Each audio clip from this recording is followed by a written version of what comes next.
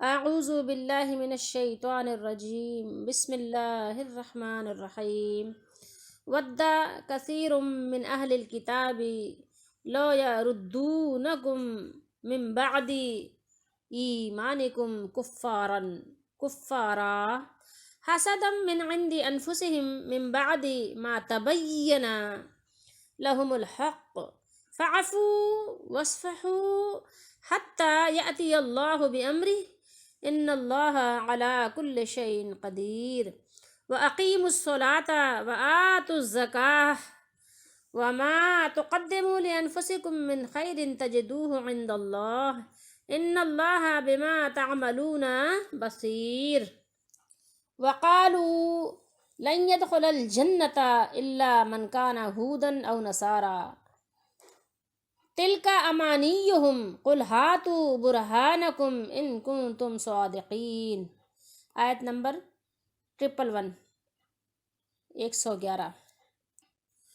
کثیر ہم سب اردو بولنے والے جانتے ہیں۔ بہت کتابیوں نے چاہا، کثیر کی تعداد کا ترجمہ ہے۔ کتابیوں، اہل کتاب کون ہیں؟ اہل کتاب یہود اور نصارہ۔ کاش تمہیں ایمان کے بعد کفر کی طرف پھیر دیں، یعنی ان کی دل کی خواہش یہ ہے، بہت ان کی آرزو ہے یہ، ٹھیک ہے، ان کی یعنی کہنا چاہیے کہ بہت ہی یعنی ان کا یعنی یہ آرزو یا یہ ودہ محبت کو بھی کہتے ہیں اور پسند کو بھی کہتے ہیں، یعنی ان کی خواہش یہ ہے، ان کی پسند ہی یہ ہے، ودہ کثیر اکثریت کی ہی پسند ہے، ایمانکم کفارن، ٹھیک ہے، کہ پھیر دیں تم کو، کس لیے؟ حسدا من عند انفسہم، اپنے دلوں کی جلن سے، حسد کی وجہ سے، بعد اس کے کہ حق ان پر خوب ظاہر، تبین یعنی واضح ہو گیا، ظاہر ہو چکا ہے، تو تم چھوڑو اور درگزر کرو، ٹھیک ہے، فاعفو واصفحوا، یہاں تک کہ اللہ اپنا حکم لائے، بے امرہ، بے شک اللہ ہر چیز پر قادر ہے، اور نماز قائم رکھو اور زکوٰۃ دو، اور اپنی جانوں کے لیے جو بھلائی آگے بھیجو گے اسے اللہ کے یہاں پاؤ گے، بے شک اللہ تمہارے کام دیکھ رہا ہے، بصیر۔ اور اہل کتاب بولے ہرگز جنت میں نہ جائے گا مگر وہ جو یہودی یا نصرانی ہو۔ سمجھ گئے بات کو؟ انہوں نے کیا کہا کہ اہل کتاب بولے کہ جنت میں کوئی نہیں جائے گا سوائے اس کے ان کے خیال کے مطابق، جو جس کو وہ چاہتے ہیں وہی جائے گا، یہ ان کی خیال بندیاں ہیں، امانی، ٹھیک ہے، اب اس کو ہم بات اس پر کریں گے، امانی کیا چیز ہے، ٹھیک ہے۔ تم فرماؤ، لاؤ اپنی دلیل، قل ہاتوا برہانکم، کوئی بات بغیر دلیل کے مت کرو، دلیل ہے تمہارے پاس اس کی کوئی، لے آؤ، ٹھیک ہے، کوئی نہیں منع کر رہا، دلیل لے کر آؤ، دلیل سے بات کرو، بے دلیل الاؤ تو کہو بات مت کرو۔ تم فرماؤ لاؤ اپنی دلیل، ہاتوا برہانکم، برہان ہے تمہارے پاس کوئی، دلیل ہے، لے کر آؤ، اگر تم سچے ہو، اگر تم واقعی سچے ہو، صادقین، اگر تم سچوں میں سے ہو تو لے آؤ، ٹھیک ہے، یہ بات ہو گئی یہاں تک۔ اب ہم ترجمہ پڑھیں گے، اس سے پہلے ہم نے کنز الایمان ترجمہ پڑھا تھا، اب ہم پڑھ رہے ہیں عبدالسلام بن محمد کی ودہ کثیر سے۔ بہت سے اہل کتاب چاہتے ہیں کاش وہ تمہیں تمہارے ایمان کے بعد پھر کافر بنا دیں اپنے دلوں کے حسد کی وجہ سے، اس کے بعد کہ ان کے لیے حق خوب واضح ہو چکا، سو تم معاف کرو اور درگزر کرو یہاں تک کہ اللہ اپنا حکم لے آئے، بے شک اللہ ہر چیز پر پوری طرح قادر ہے، ٹھیک ہے، یہ قدیر ان کی وجہ سے انہوں نے کیا ہے، یہ تنوین کی جو ہے۔ اور نماز قائم کرو اور زکوٰۃ دو، اور جو بھی نیکی تم اپنی جانوں کے لیے آگے بھیجو گے اسے اللہ کے پاس پالو گے، بے شک اللہ جو کچھ تم کرتے ہو اسے خوب دیکھنے والا ہے۔ اور انہوں نے کہا جنت میں ہرگز داخل نہیں ہوں گے مگر جو یہودی ہوں گے یا نصارہ، یہ ان کی آرزویں ہی ہیں۔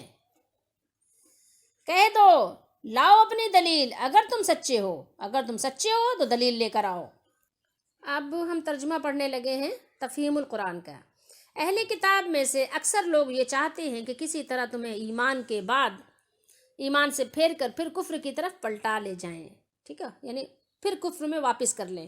اگرچہ حق ان پر خوب ظاہر ہو چکا ہے، مگر اپنے نفس کے حسد کی بنا پر تمہارے لیے ان کی یہ خواہش ہے، اس کے جواب میں تم عفو و درگزر سے کام لو یہاں تک کہ اللہ خود ہی اپنا فیصلہ نافذ کر دے۔ مطمئن رہو کہ اللہ تعالی ہر چیز پر قدرت رکھتا ہے۔ نماز قائم کرو اور زکوٰۃ دو، تم اپنی عاقبت کے لیے جو بھلائی کما کر آگے بھیجو گے اللہ کے ہاں اسے موجود پاؤ گے۔ جو کچھ تم کرتے ہو وہ سب اللہ کی نظر میں ہے۔ ان کا کہنا ہے کہ کوئی شخص جنت میں نہیں جائے گا جب تک کہ وہ یہودی نہ ہو یا عیسائیوں کے خیال کے مطابق عیسائی نہ ہو۔ یہ ان کی تمنائیں ہیں۔ ان سے کہو اپنی دلیل پیش کرو اگر تم اپنے دعوے میں سچے ہو۔ ٹھیک ہے، اگر تم سچے ہو تو پھر دلیل پیش کرو، تمہیں دلیل چاہیے، بغیر دلیل کی بات کی کوئی اہمیت نہیں ہے۔ ود کثیر من اہل الکتاب، اب اس کو آپ ذرا سمجھیے کہ کیا بات ہو رہی ہے کہ رسول اللہ صلی اللہ علیہ وسلم کے زمانے کے جو اہل کتاب تھے ان کی کیا کوشش تھی، اور اس کے بعد آنے والے اور ہمارے زمانے میں جو بھی لوگ ہیں، ٹھیک ہے، تو یہ تمام زمانوں کے لوگ شامل ہیں اس میں، یہود و نصارہ بھی۔ جیسا کہ ہمارے دور میں آپ دیکھیں کہ ان کی طرف سے علم و تحقیق کے نام پر اسلام کے عقائد و احکام کے خلاف جو پروپیگنڈا ہو رہا ہے وہ کچھ ڈھکی چھپی بات نہیں ہے، اور ان کی پوری کوشش یہ ہے کہ مسلمان اگر یہودی یا نصرانی نہ بنے تو نہ بنے، کم از کم اپنے دین سے ضرور بدگمان ہو جائیں، ان کا یقین ایمان متزلزل ضرور ہو جائے۔ آپ دیکھیں قرآن اعلان کر رہا ہے، یہ میری اور آپ کی بات نہیں ہے، دل سے چاہتے ہیں کہ بہت سے اہل کتاب یہ ضیاء القرآن میں نے رکھا ہوا ہے، یعنی کسی بھی طرح سے وہ کیا ہو جائیں، کسی بھی طرح سے وہ پھر بنا دیں، تمہیں کیا بنا دیں، پھر تمہیں ایمان لانے کے بعد کافر بنا دیں تمہیں۔ ان کی پوری دل سے کوشش ہے، آج ہم انہی کے لیے مرے جا رہے ہیں، لیکن ان کا پروپیگنڈا ہی یہی ہے۔ اور آج تو بہت آسان ہے، نبی کریم صلی اللہ علیہ وآلہ وسلم جب موجود ہے زمین پر اور جب آپ پر قرآن نازل ہو رہا ہے، اس وقت ان کی خواہش ہے صحابہ کرام رضی اللہ تعالیٰ عنہم جیسے ایمان، ان کو یہ ڈگمگانے کی کوشش کر رہے ہیں، میں اور آپ کیا چیز ہیں، میں اور آپ کی کیا، ہماری اور آپ کی گنتی کیا ہے۔ تو یہ ان کی کوشش تھی کہ کسی بھی طرح سے، اور یہ تھا کس لیے کہ مطلب کسی بھی طرح سے ان کی یہ حسد تھا کہ اگر ہم پہچان کے جان بوجھ کے، اللہ نے فرمایا نا کہ یعنی خوب یعنی بینا ان پہ خوب، یعنی بات ان پہ روشن ہو گئی تھی، ایسے نہیں کہہ رہے تھے، یہ خوب روشن ہونے کے بعد یعنی واضح ہونے کے بعد ان کا یہ حال تھا، ٹھیک ہے۔ اور سب کچھ کیوں تھا؟ حسد من عند انفسہم، حق کے پہچاننے کے باوجود ان کی یہ خواہش محض حسد کی وجہ سے ہے، اور حسد بھی کسی دینی جذبے کی وجہ سے نہیں بلکہ ان کے دلوں کے بغض اور اناد کی وجہ سے ہے۔ اس سے حسد کی آپ دیکھیں کہ کسی قباحت ہے حسد کی، کہ اگر انسان کو حسد ہو جائے تو بہت بڑی بیماری ہے یہ بذات خود ایک اتنی بڑی بیماری ہے کہ جس سے بچنا بہت ضروری ہے، ورنہ انسان کو دیمک نہیں، جیسے کہ دیکھیں تو دروازہ پورا کھڑا ہوا ہے لیکن اگر یہ اندر سے کھا جائے نا تو صرف کھوکھلا ہوتا ہے۔ اور آپ یاد رکھیں کہ نام عبداللہ رکھنے سے انسان عبداللہ نہیں بنتا، ٹھیک ہے۔ نام سے اگر آپ کہیں کہ ایک نے پرشاد نام رکھا ہے کہ لالو پرشاد ہے اور ایک جو ہے کہتے ہیں عبداللہ ہے، تو اس سے نہیں، عبداللہ والا کام بھی کرنا پڑے گا، عبداللہ بننے کے لیے، عبد الرحمن بننے کے لیے، عبد الغنی بننے کے لیے کام بھی وہی کرنے پڑیں گے۔ تو یہ انہوں نے حسد کی وجہ سے ایسا کیا کہ اگر ہم مطلب ہمارے میں نہیں آئے، نبی علیہ الصلوۃ والسلام ہمارے درمیان تشریف نہیں لائے، بنی اسماعیل سے آئے ہیں، تو کسی بھی طرح سے ہم تو مانیں گے ہی نہیں، ظاہر ہے کیونکہ ہماری قوم سے نہیں آئے۔ اب وہ تعصب ہے کہ ہم تو نہیں مانیں گے لیکن ہم ان کو ماننے بھی نہیں دیں گے، جیسے شیطان والا کام نا، شیطان نے جیسے کہ ہم نے تو سجدہ نہیں کیا، تو اب آدم علیہ الصلوۃ والسلام کی وجہ سے نعوذ باللہ وہ گمراہ ہوا، تو وہ اس کے اپنے خیال میں تو اب میں ان کی نسل کو بھی گمراہ کر کے چھوڑوں گا۔ تو اسی طریقے سے یعنی ان کی پوری یعنی بغض اور اناد کی یہ پوری وجہ یہ تھی کہ یہ کسی بھی طرح سے مسلمانوں کو کافر بنا دے، کسی بھی طرح کا کافر بنا دے۔ کافر کی تو بہت ساری شکلیں ہیں نا، کفر کی شکلیں بہت ہیں، اسلام کی صرف ایک شکل ہے۔ تو خود ایمان سے محروم رہیں اور دوسروں کے لیے بھی یہ نعمت وہ دیکھنا برداشت نہیں کر پا رہے ہیں۔ جیسے ابلیس تھا کہ ابلیس کا سجدے سے انکار کیا تھا؟ آدم علیہ السلام سے حسد کی وجہ سے تھا۔ اور ایک آدم علیہ السلام کے بیٹوں کے ساتھ کیا ہوا؟ حابیل قابیل، ٹھیک ہے۔ قابیل نے کیا کیا تھا؟ قابیل نے حابیل کو قتل کر دیا تھا، ٹھیک ہے۔ اس کو کیا ہوا کہ اپنے بھائی کا قتل کرنا حسد کی وجہ سے گوارا اس نے کر لیا۔ اسی طریقے سے یوسف علیہ السلام کے بھائیوں نے کہ محبت میں ظاہر ہے کہ مطلب برداشت نہیں کر پائے کہ میرے والد ایک بھائی سے اتنی محبت کرتے ہیں، کنویں میں ڈال کے آ گئے، بیچ دیا۔ تو یہی حال ان کا بھی ہے کہ اہل کتاب کا رسول اللہ صلی اللہ علیہ وآلہ وسلم کو پہچاننے کے باوجود انکار اور دشمنی کا باعث کیا تھا؟ یہی حسد تھا۔ تو اللہ تعالیٰ نے فرمایا فاعفوا واصفحوا، فاعفوا واصفحوا، ٹھیک ہے، یہ فرمایا نا اللہ تعالیٰ نے، آگے ہے نا، پس یا سو، یہ بریکٹ میں لکھا ہے اے غلامان مصطفیٰ، لیکن نبی کریم صلی اللہ علیہ وسلم تو ظاہر ہے ان کی تو بات ہی اور ہے نا، معاف کرتے رہو، اے غلامان مصطفیٰ معاف کرتے رہو اور درگزر کرتے رہو، ٹھیک ہے۔ یہ دیکھیے اب یہاں لکھا ہوا ہے، یہاں پر بات یہ ہو رہی ہے کہ ان کا جو عناد ہے، دشمنی ہے، ان کا جو حسد ہے، اس کو دیکھ کر تم یعنی مشتعل نہیں ہو، ٹھیک ہے، تم جو ہے اپنا توازن جو ہے ادھر ادھر نہیں کرو، تم ٹینشن نہیں لو، یعنی اگر ہم سادہ جملے میں کہیں جو ہمارے یہاں استعمال ہوتا ہے بہت زیادہ، یہ ٹینشن نہیں لو یار، مطلب ہم کہتے ہیں نا آپس میں ایک دوسرے سے، تو یہاں ہم کو کہا جا رہا ہے کہ اپنا ذہنی توازن جو ہے نا وہ نہیں، ادھر ادھر نہیں کرو، اپنا یعنی اپنے آپ کو جو ہے غصے کی وجہ سے کسی بھی قسم کے تفکر کی وجہ سے پریشان مت کرو، ٹھیک ہے، بالکل پریشان نہیں کرو، یعنی اطمینان سے رہو، اور ان سے بحث اور مناظرے اور جھگڑنے میں اپنا قیمتی وقت اور اپنی جو ہے عزت و وقار کو ضائع نہ کرو، صبر کے ساتھ دیکھتے رہو کہ اللہ تعالیٰ اپنی حکمت سے کیا حکم جو ہے نازل فرماتا ہے۔ بعد میں ہوا بھی یہی کہ کیا ہوا، بنو قریظہ اور ان کے قینقاع وغیرہ، فضولیات میں اپنی قوتیں ضائع مت کرو، اس کے بجائے اللہ تعالیٰ کا ذکر و فکر کرو، اس دین کا جو مشن ہے اس کے کام کو آگے بڑھاؤ،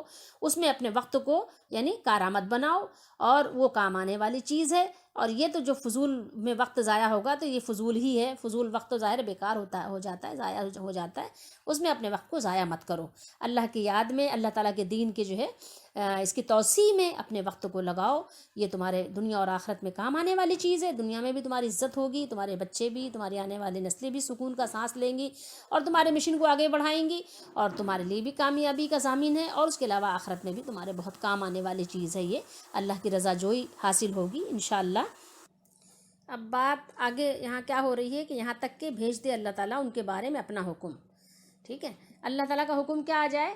اللہ کا حکم جیسے آیا بعد میں کہ جو حسد اور بغض کی وجہ سے بے قابو ہوئے تھے، مطلب وہ لوگ کفار اور مشرکین، تو اللہ تعالیٰ نے حکم کیا نازل فرمایا کہ پھر لڑائی کا حکم آ گیا اللہ تعالیٰ کی طرف سے، ٹھیک ہے، جب تک کہ اللہ تعالیٰ کی طرف سے یعنی جہاد کا حکم نہ آ جائے ان کے لیے، تو جب اللہ کا حکم آیا تو پھر کیا ہوا، بنو نذیر اور بنو قینقاع کو جلا وطن ہونا پڑا، اور بنو قریظہ جو تھے وہ قتل ہوئے۔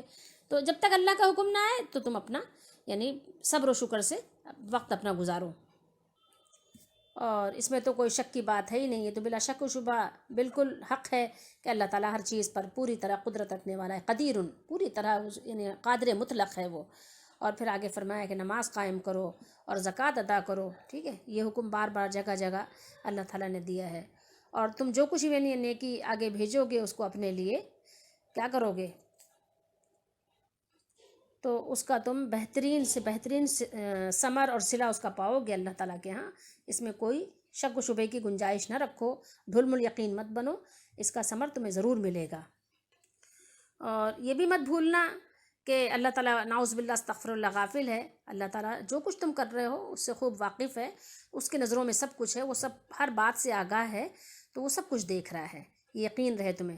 اگر تم کسی کو نہیں بتاتے کہ تم بہت نیک ہو تو اللہ کو معلوم ہے کہ تم کتنے نیک ہو، اور اگر تم کسی کو نہیں بتاتے کہ تم بہت متقی ہو تو اللہ کو معلوم ہے کہ تم بہت متقی ہو، ٹھیک ہے، تم اپنے آپ کو کچھ بتاؤ یا نہ بتاؤ، تم بہت خرافاتی ہو، نہیں بتاتے کسی کو، لیکن اللہ کو معلوم ہے کہ زبان سے تم کچھ اور کہہ رہے ہو اور دل میں کچھ اور رکھے ہوئے ہو، تو اللہ کو سب کچھ معلوم ہے، اللہ کو بتانے کی ضرورت نہیں ہے، اعلان نہیں کرو گے جبھی بھی اس کو پتہ ہے کہ تم متقی ہو، اور اعلان نہیں کرو گے جبھی بھی اس کو پتہ ہے کہ متقی نہیں ہو، ٹھیک ہے، اس میں اطمینان رکھو، اللہ کو سب معلوم ہے، اللہ کو بتانے کی ضرورت نہیں ہے کہ میں اتنا خرچ کرتا ہوں، میں اتنی نماز پڑھتا ہوں، میں اتنے صدقے دیتا ہوں، ضرورت نہیں ہے، اللہ کو معلوم ہے، بتانا اس کو ہوتا ہے جس کو معلوم نہ ہو، اور اجر دینے والا اللہ ہے، تو کسی اور کو بتانے کا فائدہ بھی کوئی نہیں ہے، کسی اور کو بتاؤ گے تو کیا کرے گا، کوئی واہ واہ کر دے گا، تو اس واہ واہی کی ضرورت نہیں ہے، اس واہ واہی سے کیا فائدہ ہوگا، وہ بھی مر جائے گا، ہم بھی مر جائیں گے، تو اس لیے کرو اس کے لیے جو بہترین، فلہم اجر غیر ممنون، ہے نا، اس کے لیے اجر ہے کہ جو روکا ہی نہیں جائے گا، اس سے منع ہی نہیں کیا جائے گا، بے شمار اس کے لیے اجر ہے، ثواب ہے، تو اس کو معلوم ہے جس کو دینا ہے، تو پریشانی کی بات نہیں، بس کرتے رہو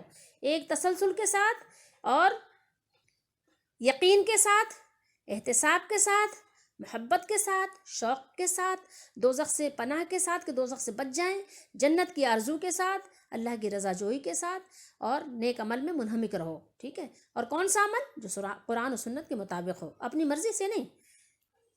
اب آگے یہاں پر ان کا اہل کتاب کی باتوں کا ذکر ہو رہا ہے کہ انہوں نے کہا، یہ سب نے، وہ جتنا تھے سب کے عقائد یہی تھے، وہ سب مل کے یہی بات کہتے ہیں. لن آیا ہے، لن کا مطلب ہوتا ہے کہ مستقبل کی بات ہوتی ہے، اور اس کے علاوہ یہ کہ لن جو ہے ہرگز کا معنی دیتا ہے، تاکید کا معنی دیتا ہے، ٹھیک ہے. کہ انہوں نے کہا کہ نہیں داخل ہوگا جنت میں کوئی بھی، اسی لیے ترجمہ کیا کوئی بھی، لن يدخل الجنت.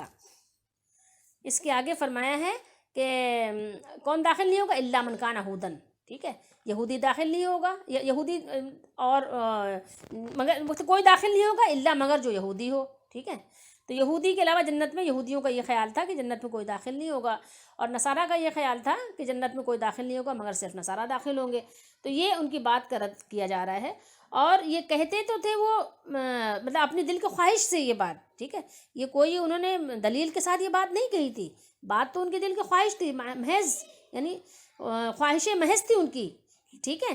لیکن وہ بیان کس طرح کرتے تھے اپنی آرزوؤں کو؟ بیان وہ اس طرح کر رہے ہوتے تھے کہ گویا کہ واقعی یہ بات بالکل سچ اور حق ہے. یہ قرآن میں ایسا لکھا ہے کہ یہودی جنت میں جائے گا اور نصارہ ہی جنت میں جائے گا، نعوذ باللہ استغفر اللہ. ایسا کچھ نہیں تھا. پتہ تھا کہ عیسیٰ علیہ السلام بھی حق ہیں اور موسیٰ علیہ السلام بھی حق ہیں، دونوں پر ایمان رکھنے والے، ایمان لانے والے، یعنی اپنے اپنے وقت کے حساب سے، اور سب نبیوں کو ماننے والے جنت میں جائیں گے. اور جو کسی ایک نبی کا انکار کرے وہ جنت میں نہیں جائے گا. تو اس کے باوجود بھی یہ باتیں اپنی خواہش سے وہ کرتے تھے. لیکن آج بھی ہمارے یہاں یہ کہ اپنی خواہشوں کو ایسے بیان کرتے ہیں کہ جیسے کہ قرآن و سنت ہے، اور بیان ہو رہی ہوتی ہیں اپنی خواہشیں، اپنی آرزویں، اپنے من گھڑت تعویلیں، اور بات ایسی ہوتی ہے جیسے لگتا ہے کہ ایک عام آدمی جس کو قرآن و سنت نہیں پتا وہ بیچارہ سمجھے کہ یہ تو قرآن و سنت بیان ہو رہا ہے. تو یہاں پر بات یہ ہے کہ ایک لمبی بات کو اللہ تعالیٰ نے مختصر کر کے بیان کیا کہ بات سمجھ میں بھی آ جائے اور بات طویل بھی نہ ہو. مختصر کر کے اللہ تعالیٰ نے بیان کیا کہ انہوں نے کہا کہ جنت میں ہرگز داخل نہیں ہوں گے مگر صرف یہودی داخل ہوں گے، ٹھیک ہے. اور نصارہ نے کہا کہ جنت میں ہرگز داخل نہیں ہوں گے مگر جو نصارہ ہوں گے تو وہی داخل ہوں گے، کیونکہ ان میں سے کوئی فریق بھی دوسرے کے جنت میں جانے کا عقیدہ نہیں رکھتا تھا. جیسے ہمارے یہاں آپ دیکھ لیں نا، ہر فرقہ ہی کہتا ہے میں جنت میں جاؤں گا، میرا فرقہ جنتی ہے، میرے فرقے میں آ جاؤ. ہر فرقے کی خواہش ہوتی ہے جماعت سے وابستہ ہو جاؤ. اب وہ سمجھتے نہیں ہے کہ جماعت سے مراد کیا ہے. جماعت سے مراد تو ہر شخص اپنی جماعت کو کہہ رہا ہے. کس کی جماعت میں جائیں بتائیے پہلے؟ کس کی جماعت میں جائیں کہ جو کہتے ہیں ہر شخص کہہ رہا ہے میری جماعت صحیح ہے. اب وہ قرآن و سنت کے مطابق ہے کہ نہیں، لیکن اس کے مطابق صحیح ہے. تو ہر شخص نے جماعت بنا رہا ہے، ہر شخص جماعت بنا رہا ہے اپنی کہ ہماری جماعت میں آ جاؤ، ہماری جماعت میں آ جاؤ، ہماری جماعت جنتی ہے باقی سب جہنمی ہیں، ٹھیک ہے. 72 فرقے جہنمی ہیں تو وہ سب جہنمی ہیں، میں صحیح ہوں. ہر فرقے کی یہی ایک مطلب یہ کہنا چاہیے کہ اس کی دلیل ہے کہ میرا فرقہ صحیح ہے، ٹھیک ہے. اسی طریقے سے انہوں نے ہر فرقے نے یہ خیال بندی کر رکھی ہے، اس کی آرزو ہے کہ بس وہ جنتی ہے، اس کے لیے کوئی مسئلے مسائل والی بات نہیں ہے. عقیدہ اسے قرآن و سنت کے مطابق ہے کہ نہیں ہے، اس سے کوئی پرواہ نہیں. کوئی تحقیق ہم کر رہے ہیں کہ نہیں کر رہے ہیں؟ نہیں. ہمارے باپ دادا ہی کرتے تھے، اور ہمارے باپ دادا کیسے غلط ہو سکتے ہیں؟ ہمارے ابا دادا غلط ہو ہی نہیں سکتے، سوال ہی پیدا نہیں ہوتا. کسی کے بھی اماں ابا غلط نہیں ہوتے، کسی کے اماں ابا بھی خراب نہیں ہوتے. تو یہی ان کی آرزو تھی اور دلیل ان کے پاس کوئی نہیں تھی. یہی ہمارے پاس بھی آرزو ہے اور دلیل ہمارے پاس کوئی نہیں ہے کہ ہمارا عمل کیسا ہے. تو یہی ان کی بات تھی. تو انہوں نے یہ عقیدہ گڑھ رکھا تھا، ٹھیک ہے. تو ہر فریق ہی اپنے آپ کو سمجھتا تھا کہ بس ہم جنتی ہیں. فرمایا ان کی آرزویں ہی ہیں، یہ صرف اور صرف ان کی آرزویں ہیں، ٹھیک ہے. حقیقت سے اس کا کوئی تعلق نہیں ہے. اور اگر تمہاری بات میں کچھ حقیقت ہے، کوئی سچائی ہے جو تم سمجھتے ہو اپنے خیال میں، تو آپ دلیل پیش کرو. قل ہاتوا برہانکم ان کنتم صادقین. دلیل پیش کرو نا کہ ہاں میرے پاس یہ قرآن کی آیت ہے، قرآن کی آیت بیان کر رہی ہے کہ ہم جنتی ہیں، ٹھیک ہے. بڑے بڑے لوگ تو ڈرتے ہوئے چلے گئے، صحابہ کرام تو ڈرتے ہوئے تھے، روتے ہوئے تھے. عمر رضی اللہ تعالیٰ عنہ فرماتے تھے کاش کے بدلے میں چھوٹ جاؤں، نہ کچھ مطلب یعنی ثواب ملے نہ کچھ عذاب دیا جاؤں، ٹھیک ہے، برابر کے سودے میں چھوٹ جاؤں. بڑے بڑے لوگ جن کو جنت کا سرٹیفکیٹ ملا تھا وہ تو ڈر رہے تھے، رو رہے تھے. تمہارے پاس کون سی دلیل ہے؟ لاؤ، اگر تم سچے ہو تو دلیل لے کر آؤ، دلیل پیش کرو، پتہ چل جائے. تو مقصد یہ ہے کہ دلیل پیش کرنی ہوتی ہے. اس کو جو دعویٰ کرے اس کو دلیل، چاہے تم جیسا بھی دعویٰ کر رہے ہو، لیکن یہ ہے کہ نفی میں ہو، اس بات میں ہو، دعویٰ کر رہے ہو تو دلیل بھی پیش کرو، ٹھیک ہے. برہان تمہیں دینی ہوگی، دلیل تمہیں پیش کرنا لازم ہے تمہارے لیے، کیونکہ تمہارا دعویٰ ہے، ٹھیک ہے. ہم تو ڈرتے ہیں، ہم تو یہ کہتے ہیں کہ ہمارا عقیدہ قرآن و سنت کے مطابق ہوگا اور اللہ تعالیٰ کی رحمت ہماری دستگیری کرے گی تو اللہ تعالیٰ اپنی رحمت سے جنت میں داخل کرے گا. اور ہم اپنے گناہوں سے ڈرتے ہیں. اعمال کہیں ایسا نہ ہو کہ اس میں ہمارے عقیدے میں خرابی پیدا ہو جائے تو اعمال ہمارے برباد ہو جائیں. تو ہم تو ڈرتے ہیں, ہم تو دعویٰ نہیں کرتے. لیکن جو شخص بھی دعویٰ کر رہا ہے اس پر لازم ہے کہ وہ دلیل بھی پیش کرے ساتھ ساتھ. یہ امانیہم جو ہے نا, اس کا مقصد یہ کیا ہے یہاں پر کہ یہ خبر ہے معرفہ, ٹھیک ہے. معرفہ ہونے کی وجہ سے اس کا ترجمہ ہوگا کہ یعنی ان کی صرف آرزویں ہی ہیں, یا صرف آرزویں ہیں, ٹھیک ہے, یہ صرف ان کی تمنائیں ہی ہیں. اور ہم کو یاد رہنا چاہیے کہ آرزو اور تمنا اور خواہشات اور خیال بندیاں, یہ ساری چیزیں اگر آپ غور کریں تو آپ کو پتہ چلے گا کہ ان کا حقیقت سے کوئی تعلق نہیں ہوتا. کہ ٹھیک ہے, کبھی آپ خیالی محل میں رہتے ہیں,